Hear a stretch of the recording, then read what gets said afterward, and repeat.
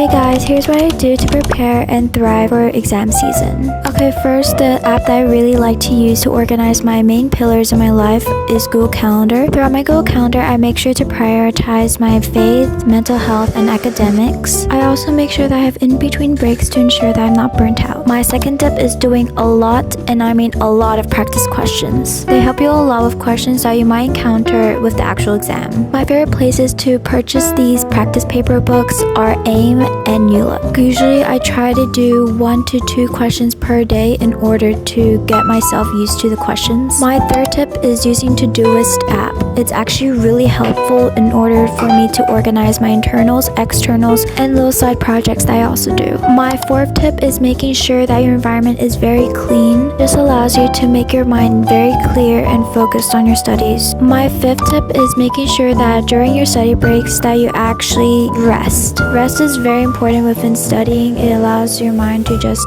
make sure to process everything that you've learned.